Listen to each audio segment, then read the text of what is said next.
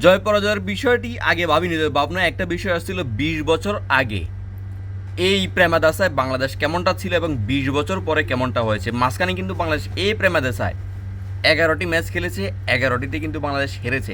তার আগে 20 বছর আগের কথা বলছিলাম, 2005 সালে এই প্রেমাদাসায় বাংলাদেশ খেলেছিল। আর 2005 সালের পর আজকে 2025 সালে 20 বছর পর বাংলাদেশ আবারও খেলছে।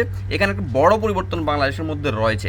এই বড় পরিবর্তনটি হচ্ছে 20 বছর আগে যখন খেলেছিল তখন সাকিব, তামিম, মাশরাফি, রিয়াদ, মুশফিক দিয়ে সারা বাংলাদেশ খেলেছিল এই প্রেমাদেশের সর্বশেষ। এর মাঝখানে দিয়ে বাংলাদেশ যত আন্তর্জাতিক ম্যাচ খেলেছে প্রত্যেকটি ম্যাচে কিন্তু এই পঞ্চপাণ্ডব আমাদের ছিল। তো গত ম্যাচে বাংলাদেশ হেরেছে খুব খারাপভাবে। আজকে বাংলাদেশ জয় পেয়েছে। এই স্মৃতিচারণটুকু করছিলাম, তবে এই স্মৃতিচারণটুকু যখন করছিলাম ঠিক তখনই কিন্তু আরও একটি স্মৃতি লিয়ান আগে মনে করে দিচ্ছিল। 2024 সাল অর্থাৎ গত বছর চট্টগ্রামে পরপর দুটি ম্যাচে কিন্তু বাংলাদেশকে সে সহজভাবে হারিয়ে দিয়েছিল। সেটিও কিন্তু সে মনে করে দিয়েছিল যখন আমি স্মৃতিচারণ করছিলাম 20 বছর আগের। সে কিন্তু গত বছরটা মনে করে দিচ্ছিল। যা হোক, খারাপ সময় বাংলাদেশ কিন্তু ফেস করছিল।